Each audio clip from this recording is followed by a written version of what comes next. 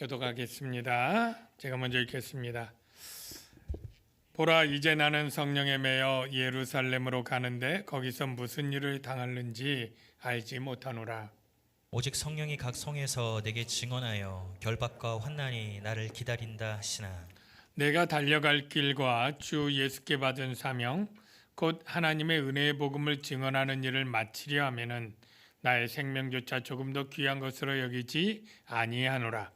보라, 내가 여러분 중에 왕래하며 하나님의 나라를 전파하였으나 이제는 여러분이 다 내 얼굴을 다시 보지 못할 줄 아노라. 그러므로 오늘 여러분에게 증언하거니와 모든 사람의 피에 대하여 내가 깨끗하니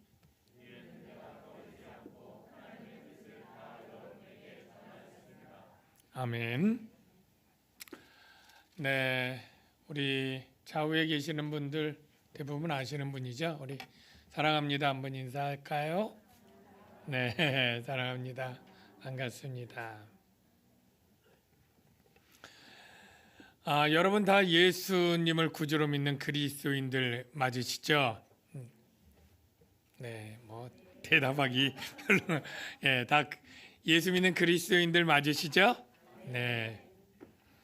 여러분은 이제 구원의 삶이 펼쳐져 있고 예수 안에 행복이 시작되는 삶이 될 것이에요. 그런데 여러분 구원의 시작일 뿐 아니라 여러분 사명의 시작인 것도 알아야 됩니다. 여러분 사명 잘 감당하고 계시나요? 라고 물을 때 많은 분들의 마음이 어두워질 거예요. 예. 내가 사명을 잘 감당하고 있나?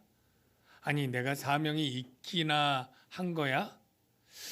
여러분들 가운데 사명이 어떤 목사님이나 선교사님들 아니면 좀 신앙생활을 꽤 잘하는 어떤 사람들에게만 주어진 것이지 나처럼 그냥 보통 평신도나 그냥 주일만 간신히 이렇게 예배드리기에 바쁘게 살아가는 이러한 좀 연약한 그리스도인들에게는 뭐 사명이 있다는 것을 실감하지 못할 겁니다. 그러니 내가 뭐 사명을 잘 감당하고 말 것도 없지요. 그리고 어떻게 해야 사명을 잘 감당할 수 있는지 그 마음 태도나 방법에도 무관심했을 거고요. 예. 왜 사명을 꼭 완수해야 될까 하는 것에도 여러분은 정리가 안 됐을 테니까 뭐 그럴 이유가 무엇인지도 모를 것 같습니다. 오늘 사도 바울이 내가 사명을 이렇게 생각하고 있고 나는 이러한 마음으로 사명을 완수하려고 하고 있다. 내가 사명을 완수하려고 하는 이유는 이런 것이다 하는 내용이 오늘 본문에 담겨 있습니다. 그래서 우리는 사도 바울이 그 자신의 사명에 대해서 갖는 마음가짐을 엿보면서 오늘날 우리가 사명을 어떤 자세로 태도로 그리고 또 어떻게 감당해야 될지 살펴보는 시간이 되기를 바랍니다. 사도 바울은 지금 에베소 장로들 초청해서 설교하고 있습니다. 기억나시죠? 지금 사도 바울이 고린도에서 출발해서 예루살렘으로 가는데 오순절 전에 시간 맞춰서 가려고 하니까 밀레도에 도착해서 직접 에베소에 갈 수는 없고 에베소 장로들을 그 항구로 한 45km 떨어진 항구로 오게 해서 지금 고별 설교 중에 있는 것 기억나시죠?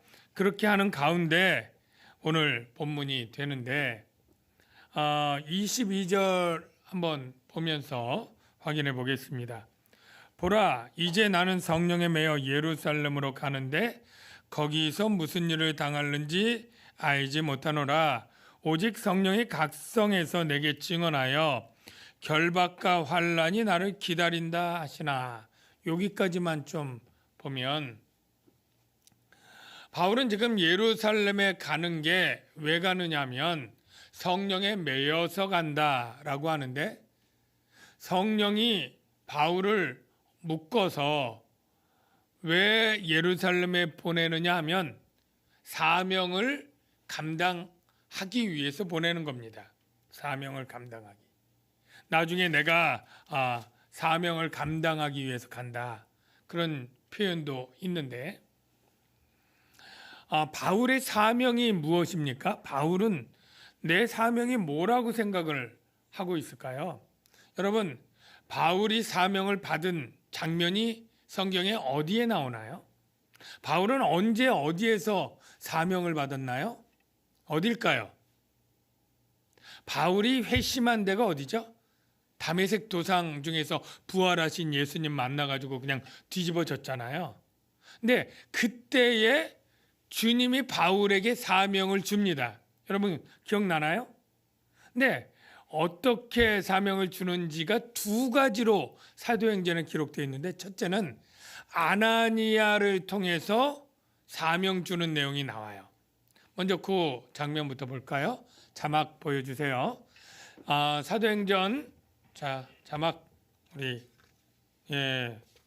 두 번째 자막이 먼저 있죠. 9장 15절에 주께서 이르시되 가라, 이 사람이 바울입니다.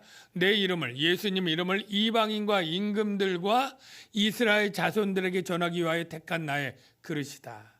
그러니까 바울이 어떤 사람이에요? 이방인, 이스라엘 그리고 임금들에게 전하기 위해 택한 나의 그릇. 그러니까 전하는 게 사명이죠. 전하는 게. 예수 이름을 전하는 사명. 그런데 아그리빠 왕에게 고백할 때 보면 주님이 직접 바울에게 사명을 주는 내용이 소개가 됩니다. 우리 사도행전 26장에 있는데요. 주님이 사울에게 이렇게 말합니다. 일어나 너의 발로 서라. 내가 내게 나타난 것은 네가 나를 본 일, 장차 내가 내게 나타날 일에 너로 종과 뭘 삼아요? 증인을 삼으려 함이니. 증인되면 뭐예요? 그 다음에 이스라엘과 이방인들에게서 내가 너를 구원하여 어디로 보내느냐? 대상이 누구냐? 다시 그들 이스라엘과 이방인들에게 보내서 그 눈을 뜨게 하여, 가려진 사람의 눈을 뜨게 하여 어떻게 해요? 하나님께 돌아오게 하고 죄사함과 하나님 나라의 기업을 얻게 하리라.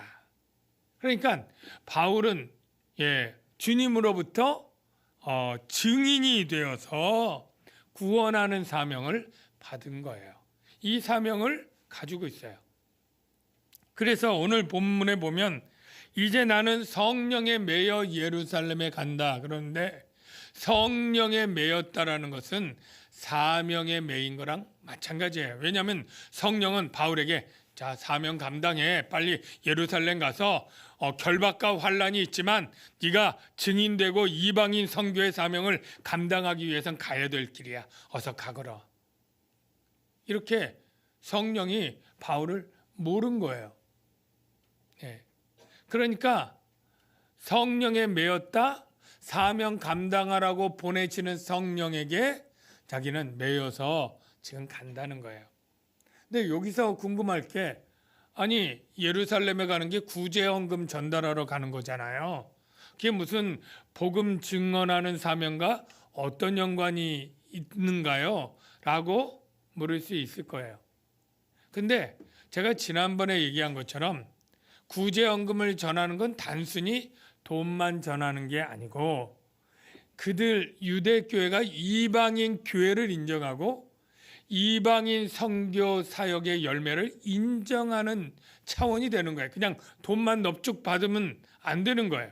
그걸 받는다는 건 이방인 교회도 우리와 하나다, 하나님의 백성이다라는 걸 인정해야 그 돈을 받을 수 있는 거 아니에요.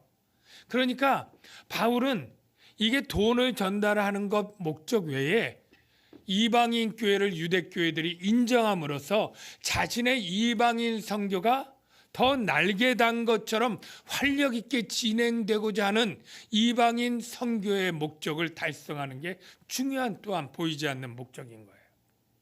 그래서 자신이 이방인 선교의 사명을 감당하기 위해 이 구제헌금 가지고 예루살렘에 가는 게 아주 중요한 것이죠. 그렇기 때문에 결박과 환란이 나를 기다린다고.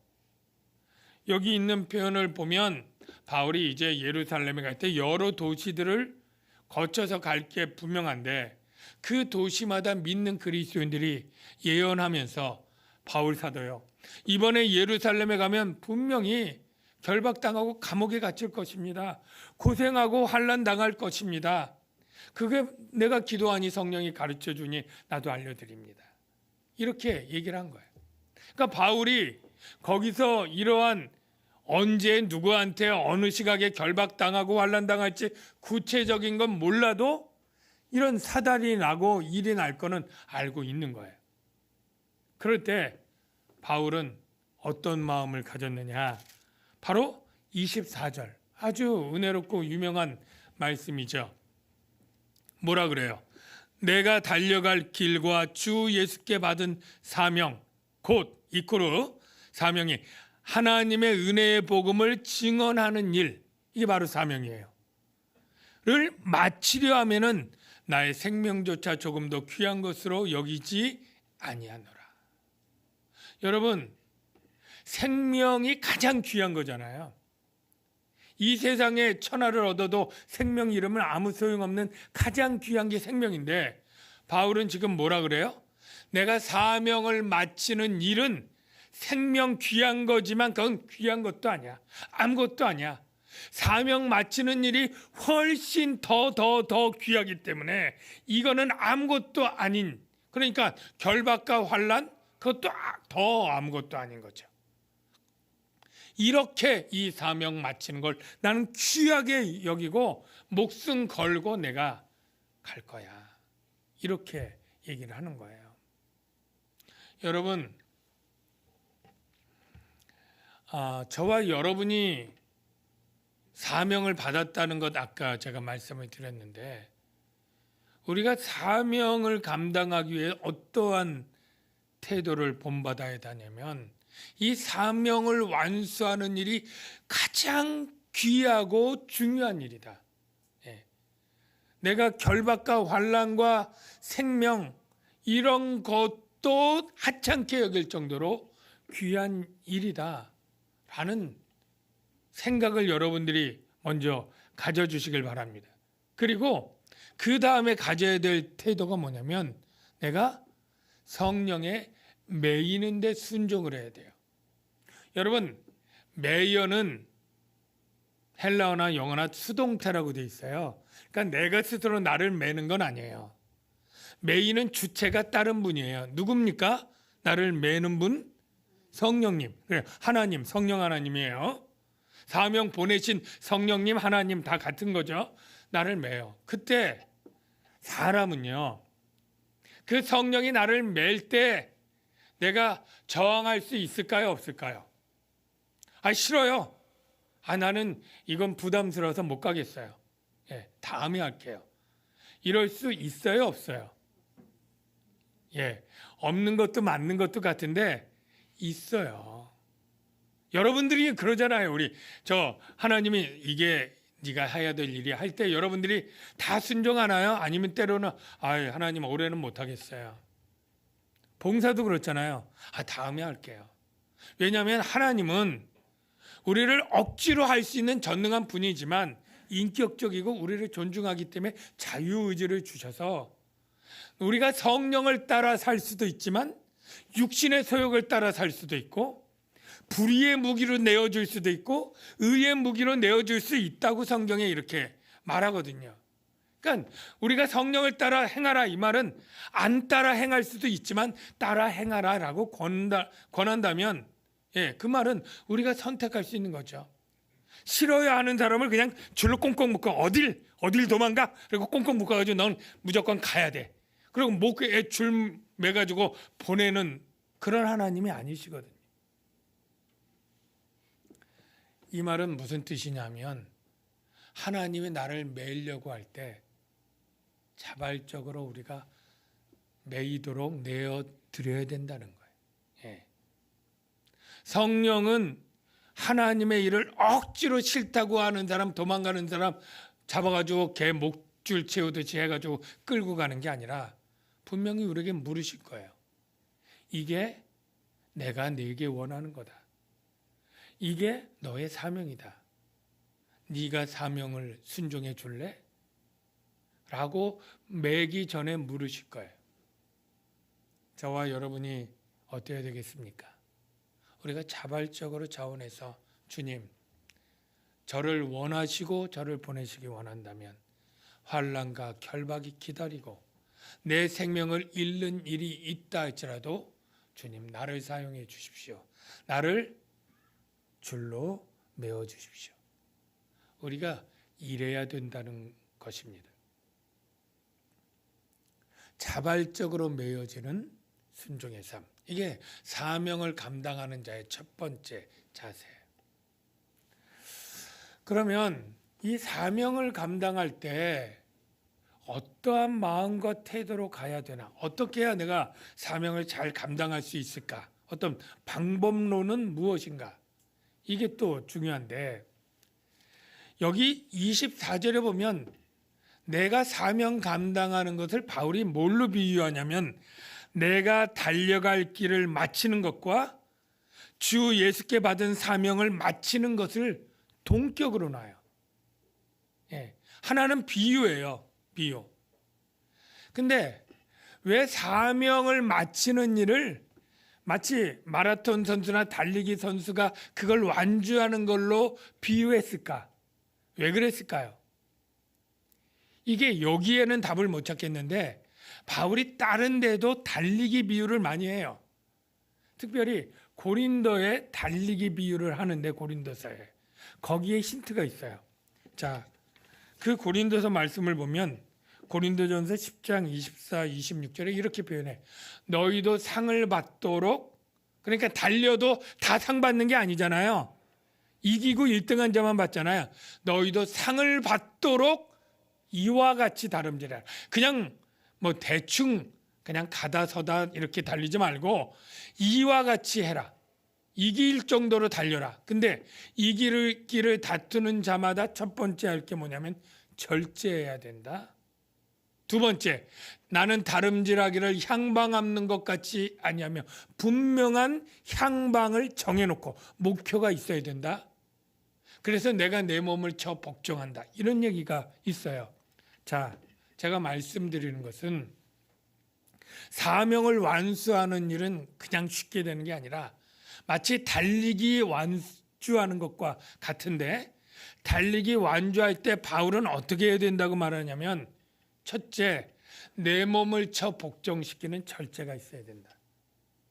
여러분 우리 뭐 지금 동계올림픽이지만 올림픽 할 때 그 선수들이 먹고 싶은 거 다 먹고 놀고 싶은 대로 다 놀고 자고 싶은 대로 다 하고 싶은 레저나 이 휴가 이런 거 다 즐기면서 결코 메달 못 딸 거예요.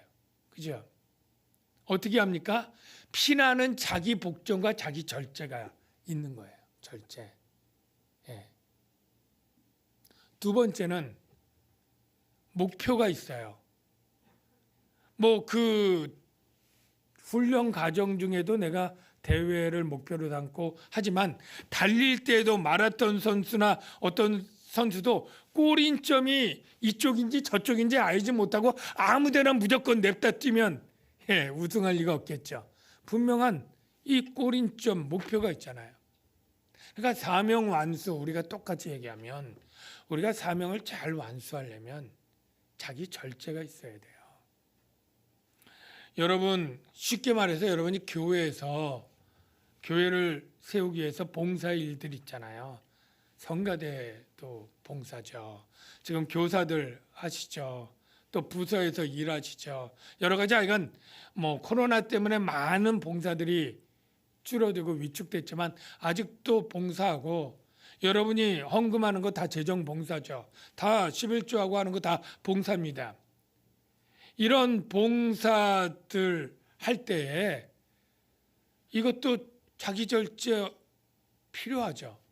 아니 내가 1년 동안 내가 교사로 묶여야 되면 내 시간, 내가 가고 싶은 여행, 내가 어떤 뭐 성가되든 내가 해야 될 많은 것에 제약이 따르고 내가 원하는 시간만큼 물질만큼 어떤 체력과 에너지만큼 드려야 되잖아요. 예.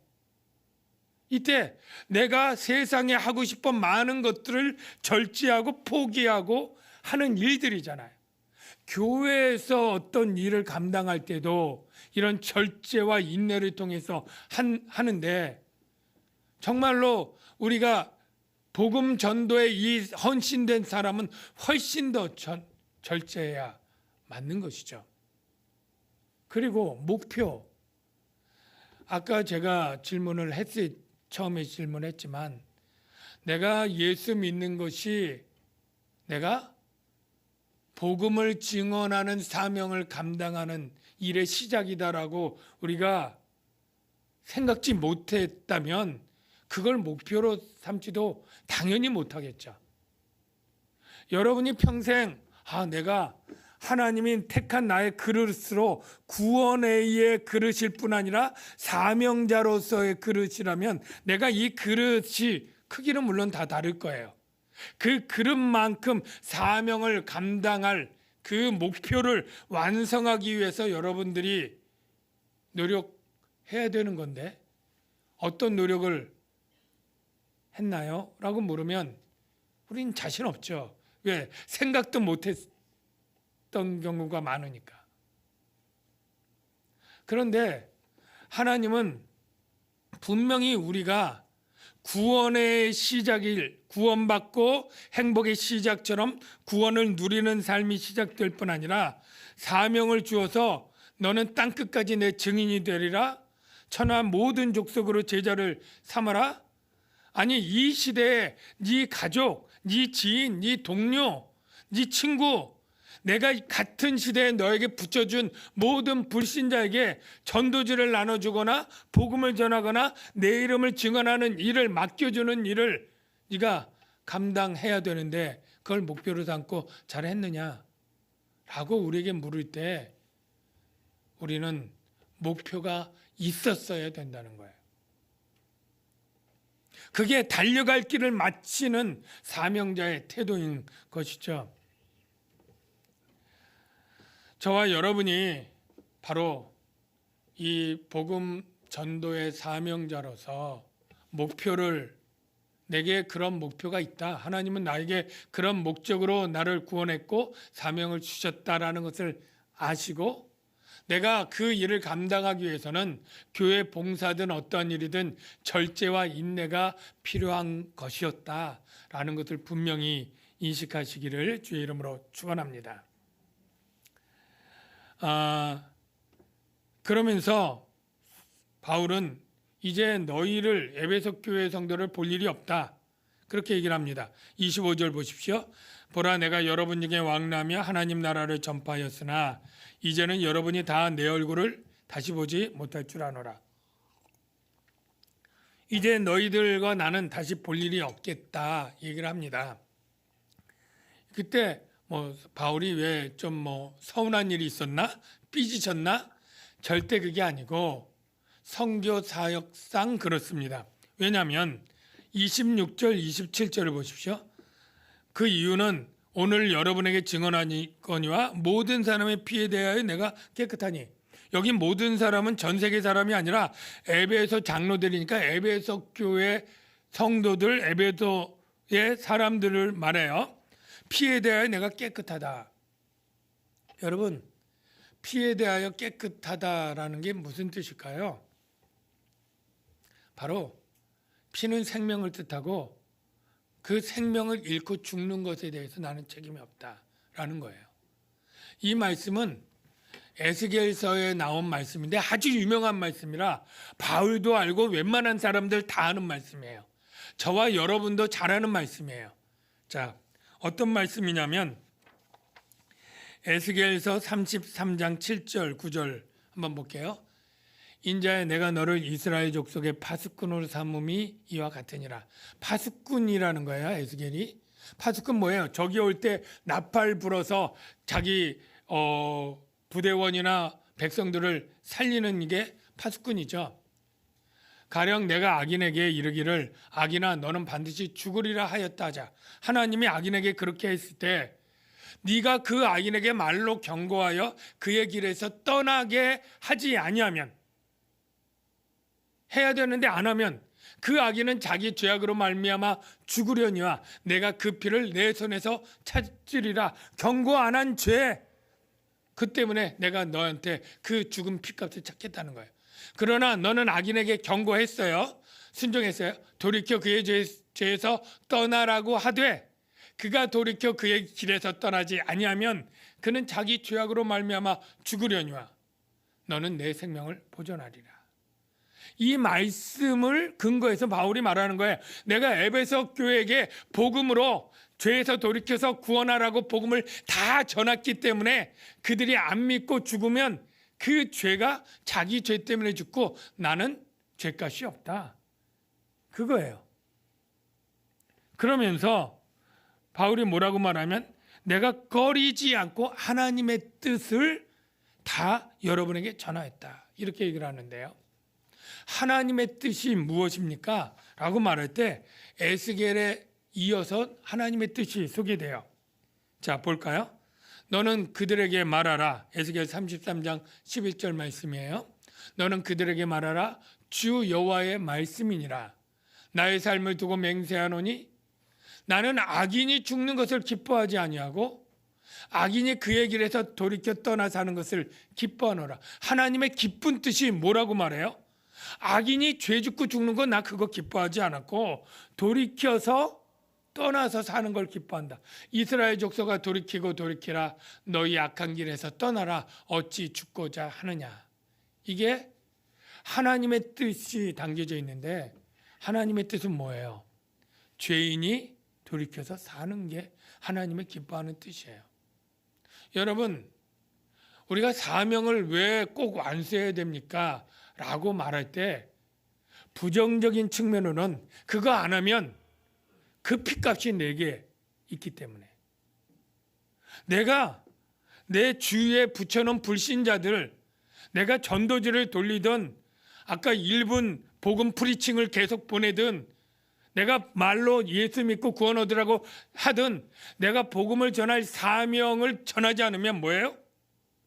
그가 불신해서 멸망한 그 죄값을 하나님이 내게 찾는다고 하니까 그건 얼마나 무서운 얘기예요. 그러니까 내가 사명을 완수해야만 되는 거예요.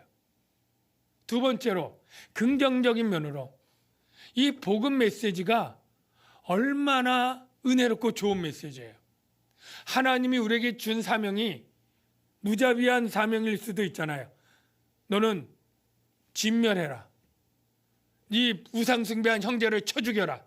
이러한 명령을 받았어도 사명받은 그 시대의 사람들은 이거를 순종해야 되는데 하나님이 주신 우리의 사명은 얼마나 은혜롭습니까?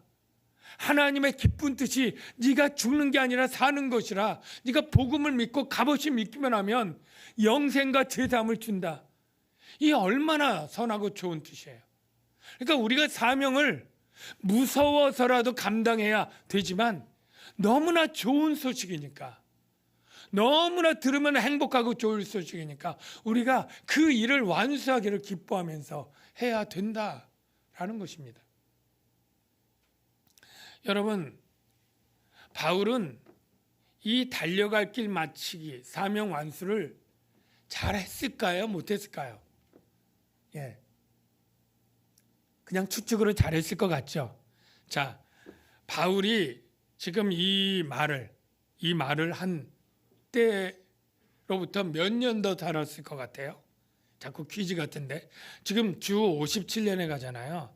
바울이 몇 년도에 죽는지 혹시 아시는 분 계세요? 67년에 죽습니다. 그러니까 딱 10년 더 살아요. 그래서 이 10년 동안 뭐 했느냐 하면 예루살렘에 가서 결박당하고 그리고 죽을 고비 넘겨서 로마에 가서 셋집에서 2년 사는 거 우리가 그거 배웠죠. 그런데 그 셋집에서 2년 후에 무죄 석방됩니다. 그리고 그가 그토록 원했던 스페인으로 가요. 가서 서바나 스페인 가서 복음 전하고 다시 그레데에 왔다가 마게도니아 갔다 드로아에서 다시 체포돼서 정말로 그때는 감옥에 갇힙니다. 그리고 재판받아 사형을 선고받죠. 그리고 나서 쓴 마지막 최후의 편지가 디모데 후서입니다. 근데 이 디모데 후서에 내가 달리기를 어떻게 했다고 고백하는 내용이 나와요. 그 내용을 한번 볼게요. 자막이 조금 지나갔는데 자막 한번 보여주시는데 그 4번 자막인가요? 예, 잘 찾아줬네요. 디모데후서 4장 6절 8절에 전제와 같이 내가 벌써 부어지고 나의 떠날 시각이 가까웠도다. 이 돌도끼에 참수당해 죽거든요. 나는 선한 싸움을 싸우고 나의 달려갈 길을 마치고 10년 전에 달려갈 길을 마치겠다고 했던 그 고백을 이어서 나의 달려갈 길을 마치고 믿음을 지켰으니 그 얘기를 하고 이제 후로는 나를 위하여 의의 면류관이 예비되었다.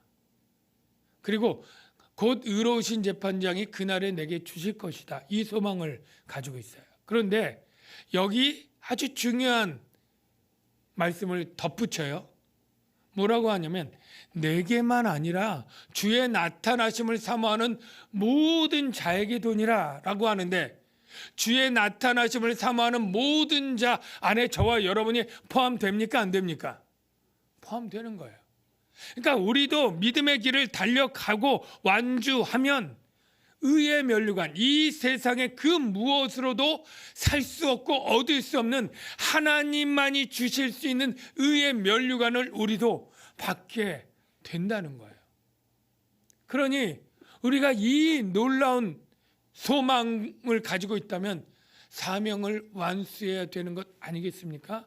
바울처럼 환난과 결박과 생명까지도 귀한 것으로 여기지 않고 이 의의 면류관을 주는 이 사명을 완수하는 달리기를 완주해야 되는 것 맞다고 생각하시면 아멘. 근데요, 대답은 했지만 아직도 마음이 무거워. 왜냐하면 이 코로나 시대에 예배드리기도 힘들고 신앙생활 하기도 힘든데 이렇게 무거운 사명을 어떻게 내가 감당할 수 있을까? 하나님은 그릇대로 부르시는데 여러분 모두 저를 마찬가지로 다 사도 바울처럼 부르시고 그러한 삶을 살도록 하나님이 뜻하신 건 아니에요. 우리 모두 각자 그릇이 있고 각자 시대의 삶이 있는데 저는 오늘날 일반적으로 대부분의 어떠한 특별한 선교사님이나 어떤 분들 빼놓고는 다 교회 생활을 통해서 이 사명을 감당한다고 생각합니다. 그러니까 여러분들이 교회가 견고하게 세워지고 성장하도록 하기 위해서 여러분들이 봉사하고 맡은 역할들이 있고 맡은 은사가 있고 여러분들이 매달 내는 11조와 헌금과 이런 봉사들로 교회가 견고하게 세워지고 성장하게 되면 이 교회를 통해서 하나님은 선교사를 파송하기도 하고 후원하기도 하고 미자립 교회를 지원하기도 하고 장학금을 주고 아이들 복음으로 교육하고 훈련하는 일을 통해서 하는 것이고 여러분은 큰 톱니바퀴에 하나의 톱니 역할을 감당하면 되는 거예요. 저는 지금 시대가 코로나기 때문에 당장처럼 예전처럼 전도 훈련, 전도 여행, 단기 선교 이런 거 다 그냥 목요 전도 우리 교회만으로도 직접적인 전도가 많이 위축되어 있지만 지금은 응집하고 결집하고 응축하는 과정일 수 있다라고 생각합니다. 여러분 대나무를 볼 때 그러잖아요. 이 마디 쭉 자라다가 마디에서는 그냥 오랫동안 성장하지 않고 있다가 어느 기간이 딱 지나면 마디를 지나서 다시 쭉 자라고 다시 또 그 마디에서 막 자라지 못하고 오래 있다가 쭉 자라지 않습니까? 저는 이 코로나 기간이 언제인지 몰라도 긴 하나님의 역사에 보면 교회들이 정말 이 기간에 정말로 그냥 어쩔 수 없어 못하지 코로나니까 이렇게 그냥 풀어지고 나태해지고 신앙이 떨어지는 게 아니라 정말 이럴 때일수록 할 수 있는 최선으로 응집하고 결집하고 응축해서 하나님이 다시 환경을 열어주고 우리가 복음과 선교와 이 일을 열어줄 때 쭉 할 수 있도록 준비하고 기도하는 시간이 돼야 된다고 생각을 합니다. 저와 여러분의 사명, 교회를 통해서 하나님이 복음의 증인된 이 귀한 사명 감당하기를 원하신다 생각하고 우리가 오늘 하루, 올해 하루 내게 맡겨준 그 그리스도인의 사명을 감당하고 삶 속에서 내가 할 수 있는 전도의 사명을 감당하고 교회를 통해서 전도의 사명을 감당해 나가는 저와 여러분이 되시길 주의 이름으로 축원합니다. 기도합니다. 하나님 아버지 감사합니다. 우리를 구원에 초청하시고 행복의 시작을 주실 뿐 아니라 사명도 시작되었음을 깨닫게 해주신 감사합니다. 우리가 그 사명 감당하며 나갈 수 있도록 주님 도와 주시옵소서. 이 시간에 오직 주의 사랑에 매여 성령에 매이고 사명에 매이고 우리 그 찬양 한번 생각하며 부르도록 하겠습니다.